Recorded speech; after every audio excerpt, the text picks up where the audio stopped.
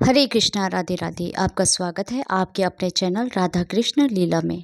आज हम आपको बताएंगे भगवान विष्णु कैसे बने तिरुपति बालाजी। एक बार समस्त देवताओं ने मिलकर एक यज्ञ करने का निश्चय किया। यज्ञ की तैयारी पूर्ण हो गई। तभी वेद ने एक प्रश्न किया तो एक व्यवहारिक समस्या आ खड़ी हुई। ऋषि मुनियों द्वारा किए जाने वाले यज्ञ की हविष्य तो देवगण ग्रहण करते थे, लेकिन देवों द्वारा किए गए यज्ञ की पहली आहुति किसकी होगी, यानी सर्वश्रेष्ठ देव का निर्धारण जरूरी था, जो फिर अन्य सभी देवों को यज्ञ भाग प्रदान करे। ब्रह्मा, विष्णु, महेश परम आत्मा हैं। इनमें से श्रेष्ठ कौन है, इसका निर्णय आखिर हो तो कैसे। भृगु ने इसका दायित्व संभाला। वह देवों की परीक्षा लेने चले। ऋषियों से विदा लेकर वह सर्वप्रथम अपने पिता ब्रह्मदेव के पास पहुंचे। ब्रह्मा जी की परीक्षा लेने के लिए भृगु ने उन्हें प्रणाम नहीं किया। इससे ब्रह्मा जी अत्यंत कुपित हुए और उन्हें शिष्टता सिखाने का प्रयत्न किया। भृगु को गर्व था कि वह तो परीक्षक है, परीक्षा लेने आए हैं। पिता पुत्र का आज क्या रिश्ता है। भृगु ने ब्रह्मादेव से अशिष्टा कर दी। ब्रह्मा जी का क्रोध बढ़ गया और अपना कमंडलू लेकर पुत्र को मारने भागे। भृगु किसी तरह वहां से जान बचाकर भाग चले आए। इसके बाद वह शिव जी के लोक कैलाश गए। भृगु ने फिर से धृष्टता की। बिना कोई सूचना का शिष्टाचार दिखाए या शिव गणों से आज्ञा लिए सीधे वहां पहुंच गए, जहां शिव जी माता पार्वती के साथ विश्राम कर रहे थे। आइए, साथ ही अशिष्टता का आचरण भी किया। शिव जी शांत रहे, पर भृगु ना समझे। शिव जी को क्रोध आया तो उन्होंने अपना त्रिशूल उठाया। भृगु वहां से भागे। अंत में वह भगवान विष्णु के पास क्षीर सागर पहुंचे। श्री हरि शेषशय्या पर लेटे निद्रा में थे और देवी लक्ष्मी उनके चरण दबा रही थी। महर्षि भृगु 2 स्थानों से अपमानित करके भगाए गए थे। उनका मन बहुत दुखी था। विष्णु जी को सोता देख उन्हें न जाने क्या हो गया और उन्होंने विष्णु जी को जगाने के लिए उनकी छाती पर एक लात जमा दी। विष्णु जी जाग उठे और भृगु से बोले, हे ब्राह्मण देवता, मेरी छाती वज्र समान कठोर है और आपका शरीर तप के कारण दुर्बल है। कहीं आपके पैर में चोट तो नहीं आई।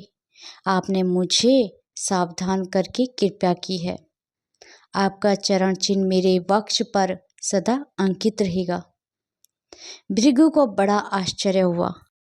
उन्होंने तो भगवान की परीक्षा लेने के लिए यह अपराध किया था, परंतु भगवान तो दंड देने के बदले मुस्कुरा रहे थे। उन्होंने निश्चय किया कि श्री हरि जैसी विनम्रता किसी में नहीं। वास्तव में विष्णु ही सबसे बड़े देवता हैं। लौटकर उन्होंने सभी ऋषियों को पूरी घटना सुनाई। सभी ने एक मत से यह निर्णय किया कि भगवान विष्णु को ही यज्ञ का प्रधान देवता समझकर मुख्य भाग दिया जाएगा। लेकिन लक्ष्मी जी ने भृगु को अपनी पति की छाती पर लात मारते देखा तो उन्हें बड़ा क्रोध आया, परंतु उन्हें इस बात पर क्षोभ था कि श्री हरि ने उद्दंड को दंड देने के स्थान पर उसके चरण पकड़ लिए और उल्टे क्षमा मांगने लगे। क्रोध से तमतमाई महालक्ष्मी को लगा कि वह जिस पति को संसार का सबसे शक्तिशाली समझती है वह तो निर्बल है। यह धर्म की रक्षा करने के लिए अधर्मियों एवं दुष्टों का नाश कैसे करते होंगे। महालक्ष्मी गलानी में भर गई और मन में श्रीहरि से उच्चाटन हो गया। उन्होंने श्रीहरि और बैकुंठ लोक दोनों के त्याग का निश्चय कर लिया। स्त्री का स्वाभिमान उसके स्वामी के साथ बंधा होता है। उनके समक्ष कोई स्वामी पर प्रहार कर गया और स्वामी ने प्रतिकार भी न किया। यह बात मन में कौंधती रही। यह स्थान वास के योग्य नहीं, पर त्याग कैसे करे। श्री हरि से ओझल होकर रहना कैसे होगा। वह उचित समय की प्रतीक्षा करने लगे। श्री हरि ने हिरण्याक्ष के कोप से मुक्ति दिलाने के लिए वराह अवतार लिया और दुष्टों का संहार करने लगे। महालक्ष्मी के लिए यह समय उचित लगा। उन्होंने वैकुंठ का त्याग कर दिया और पृथ्वी पर एक वन में तपस्या करने लगी। तप करते करते उन्होंने अपना शरीर छोड़ दिया। विष्णु जी वराह अवतार का अपना कार्य पूर्ण कर वैकुंठ लौटे तो महालक्ष्मी नहीं मिली। वह उन्हें खोजने लगे। श्री हरि ने उन्हें तीनों लोकों में खोजा, किंतु तप करके माता लक्ष्मी ने भ्रमित करने की अनुपम शक्ति प्राप्त कर ली। उसी शक्ति से उन्होंने श्री हरि को भ्रमित रखा। आखिर श्री हरि को पता लग ही गया, लेकिन तब तक वह शरीर छोड़ चुकी थी। दिव्य दृष्टि से उन्होंने देखा कि लक्ष्मी जी ने चौल राज के घर में जन्म लिया है। श्री हरि ने सोचा कि उनकी पत्नी ने उनका त्याग सामर्थ्यहीन समझने के भ्रम में किया है, इसलिए वह उन्हें पुनः प्राप्त करने के लिए अलौकिक शक्तियों का प्रयोग नहीं करेंगे। महालक्ष्मी ने मानव रूप धारा है तो अपनी प्रिय पत्नी को प्राप्त करने के लिए वह भी साधारण मानव के समान व्यवहार करेंगे और महालक्ष्मी जी का हृदय और विश्वास जीतेंगे। भगवान ने श्रीनिवास का रूप धरा और पृथ्वी लोक पर चौल नरेश के राज्य में निवास करते हुए महालक्ष्मी से मिलन के लिए उचित अवसर की प्रतीक्षा करने लगे। राजा आकाश राज निसंतान थे। उन्होंने सुखदेव जी की आज्ञा से संतान प्राप्त यज्ञ किया। यज्ञ के बाद यज्ञशाला में ऋषियों ने राजा को हल जोतने को कहा। राजा ने हल जोता तो हल का फल किसी वस्तु से टकराया। राजा ने उस स्थान को खोदा तो एक पेटी के अंदर सहस्त्र दल कमल पर एक छोटी सी कन्या विराजमान थी। वह माँ लक्ष्मी ही थी। राजा के मन की मुराद पूरी हो गई थी। क्योंकि कन्या कमल के फूल में मिली थी, इसलिए उसका नाम रखा गया पद्मावती। पद्मावती नाम के अनुरूप ही रूपवती और गुणवती थी, साक्षात लक्ष्मी का अवतार। पद्मावती विवाह के योग्य हुई। एक दिन वह बाग में फूल चुन रही थी। उस वन में श्रीनिवास यानी कि बालाजी आखेट के लिए गए थे। उन्होंने देखा कि एक हाथी एक युवती के पीछे पड़ा है और डरा रहा है। राजकुमारी के सेवक भाग खड़े हुए। श्रीनिवास ने तीर चलाकर हाथी को रोका और पद्मावती की रक्षा की। श्रीनिवास और पद्मावती ने एक दूसरे को देखा और रिझ गए। दोनों के मन में परस्पर अनुराग पैदा हुआ, लेकिन दोनों बिना कुछ कहे अपने अपने घर लौट गए। श्रीनिवास घर तो लौट आए, लेकिन मन पद्मावती में ही बस गया। वह पद्मावती का पता लगाने के लिए उपाय सोचने लगे। उन्होंने ज्योतिष का रूप धरा और भविष्य बताने के बहाने पद्मावती को ढूंढने निकल पड़े। धीरे धीरे ज्योतिषी श्रीनिवास की ख्याति पूरे चौल राज में फैल गई। पद्मावती के मन में श्रीनिवास के लिए प्रेम जागृत हुआ। वह भी उनसे मिलने को व्याकुल थी, किंतु कोई पता ठिकाना न होने के कारण उनका मन चिंतित था। इस चिंता और प्रेम विरह में उन्होंने भोजन, श्रृंगार आदि का त्याग कर दिया। इसके कारण उसका शरीर कृशकाया होता चला गया। राजा से पुत्री की यह दशा देखी नहीं जा रही थी। वह चिंतित थे। ज्योतिष की प्रसिद्धि की सूचना राजा को हुई। राजा ने ज्योतिष श्रीनिवास को बुलाया और सारी बातें बताकर अपनी कन्या की दशा का कारण बताने को कहा। श्रीनिवास राजकुमारी की हालत समझते पहुंचते तो पद्मावती को देखकर प्रसन्न हो गए। उनका उपक्रम सफल हुआ। उन्होंने पद्मावती का हाथ अपने हाथ में लिया। कुछ देर तक पढ़ने का स्वांग करने के बाद बोले, महाराज, आपकी पुत्री प्रेम के विरह में जल रही है। आप इनका शीघ्र विवाह कर दें तो ये स्वस्थ हो जाएंगी। पद्मावती ने अब श्रीनिवास की ओर देखा। देखते ही पहचान लिया। उनके मुख पर प्रसन्नता के भाव आए और वह हंसी।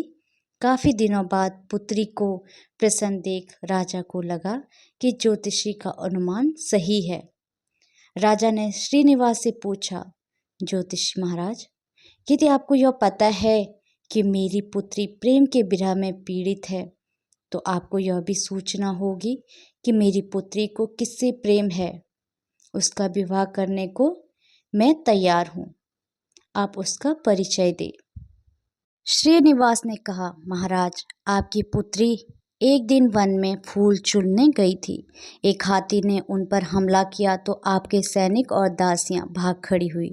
राजकुमारी के प्राण एक धनुर्धर ने बचाए थे। राजा ने कहा, हाँ, मेरे सैनिकों ने बताया था कि एक दिन ऐसी घटना हुई थी। एक वीर पुरुष ने उसके प्राण बचाए थे।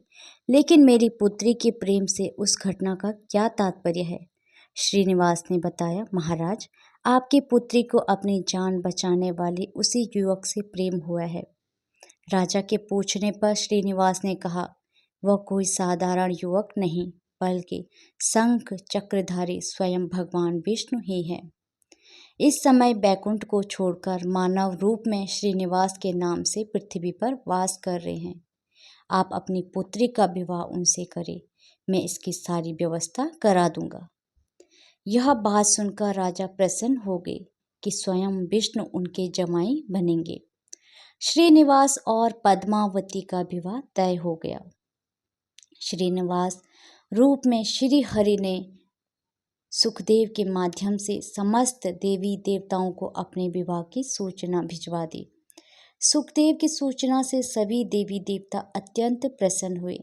देवी देवता श्रीनिवास जी से मिलने और बधाई देने पृथ्वी पर पहुंचे, परंतु श्रीनिवास जी को खुशी के बीच एक चिंता भी होने लगी।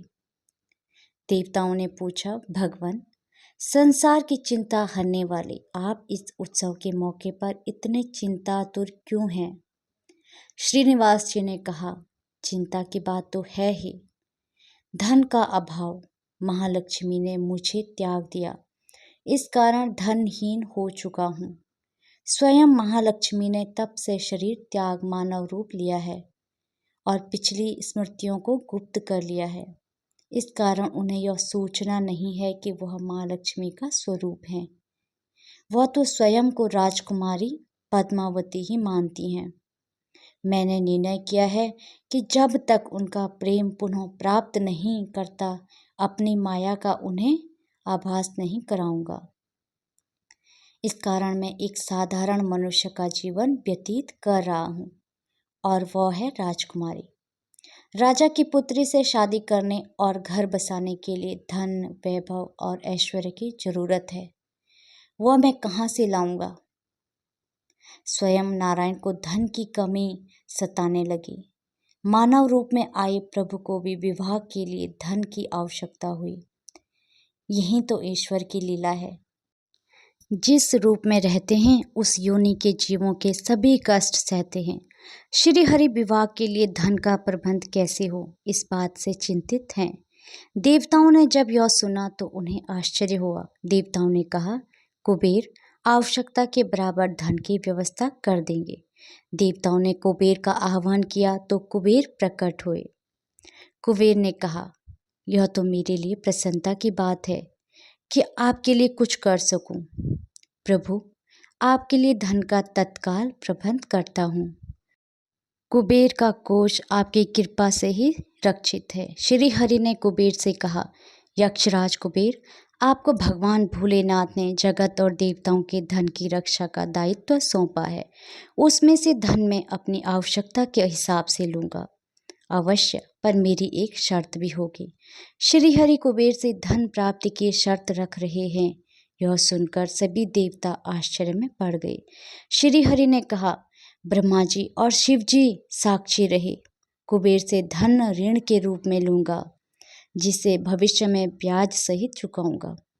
श्री हरि की बात से कुबेर समेत सभी देवता विस्मय में एक दूसरे को देखने लगे। कुबेर बोले, भगवान, मुझसे कोई अपराध हुआ है तो उसके लिए क्षमा कर दे, पर ऐसी बात ना कहे। आपकी कृपा से विहीन होकर मेरा सारा कोष नष्ट हो जाएगा। श्री हरि ने कुबेर को निश्चित करते हुए कहा, आपसे कोई अपराध नहीं हुआ। मैं मानव की कठिनाई का अनुभव करना चाहता हूँ। मानव रूप में उन कठिनाइयों का सामना करूँगा जो मानव को आती है। धन की कमी और ऋण का बोझ सबसे बड़ा होता है। कुबेर ने कहा, प्रभु, यदि आप मानव की तरह ऋण पर धन लेने की बात कर रहे हैं तो फिर आपको मानव की तरह यह भी बताना होगा कि ऋण चुकाएंगे कैसे। मानव को ऋण प्राप्त करने के लिए कई शर्तें झेलनी पड़ती हैं। श्रीनिवास ने कहा, कुबेर, यह ऋण मैं नहीं, मेरे भक्त चुकाएंगे, लेकिन मैं उनसे भी कोई उपकार नहीं लूँगा। मैं अपनी कृपा से उन्हें धनवान बनाऊंगा। कलयुग में पृथ्वी पर मेरी पूजा धन, ऐश्वर्य और वैभव से परिपूर्ण देवता के रूप में होगी। मेरे भक्त मुझसे धन, वैभव और ऐश्वर्य की मांग करने आएंगे। मेरी कृपा से उन्हें यह प्राप्त होगा। बदले में भक्तों से मैं दान प्राप्त करूंगा, जो चढ़ावे के रूप में होगा। मैं इस तरह आपका ऋण चुकाता रहूंगा। कुबेर ने कहा, भगवान, कलयुग में मानव जाति धन के विषय में बहुत विश्वास के योग्य नहीं रहेगी। उन पर आवश्यकता से अधिक विश्वास करना क्या उचित होगा? श्रीनिवास जी बोले, शरीर त्यागने के बाद तिरुपति के तिरुमाला पर्वत पर बालाजी के नाम से लोग मेरी पूजा करेंगे। मेरे भक्तों की अटूट श्रद्धा होगी। वह मेरे आशीर्वाद से प्राप्त धन में मेरा हिस्सा रखेंगे। इस रिश्ते में न कोई दाता है और न कोई याचक है। हे कुबेर, कलयुग के आखिरी तक भगवान बालाजी धन, ऐश्वर्य और वैभव के देवता बने रहेंगे। मैं अपने भक्तों को धन से परिपूर्ण करूंगा, तो मेरे भक्त दान से न केवल मेरे प्रति अपना ऋण उतारेंगे, बल्कि मेरा ऋण उतारने में भी मदद करेंगे। इस तरह कलयुग की समाप्ति के बाद मैं आपका मूल धन लौटा दूंगा। कुबेर ने श्री हरि द्वारा भक्त और भगवान के बीच एक ऐसे रिश्ते की बात सुनकर उन्हें प्रणाम किया और धन का प्रबंध कर दिया। भगवान श्रीनिवास और कुबेर के बीच हुए समझौते के साक्षी स्वयं ब्रह्मा और शिव जी हैं। दोनों वृक्ष रूप में साक्षी बन गए। आज भी पुष्करणी तीर्थ के किनारे ब्रह्मा और शिव जी बरगद के पेड़ के रूप में साक्षी बनकर खड़े हैं। ऐसा कहा जाता है कि निर्माण कार्य के लिए स्थान बनाने के लिए इन दोनों पेड़ों को जब काटा जाने लगा तो उनमें से एक खून की धारा फूट पड़ी। पेड़ काटना बंद करके उसकी देवता की तरह पूजा होने लगी। इस तरह भगवान श्रीनिवास यानी कि बालाजी और माँ पद्मावती यानी कि माता महालक्ष्मी का विवाह पूरी धूमधाम से हुआ, जिसमें सभी देवगण पधारे। भक्त मंदिर में दान देकर भगवान पर चढ़ा ऋण उतार रहे हैं, जो कलयुग के अंत तक जारी रहेगा। जय श्री बालाजी महाराज। हरे कृष्णा, राधे राधे। भगवान श्री हरि विष्णु और माता लक्ष्मी की कृपा आप सभी भक्तों पर हमेशा बनी रहे।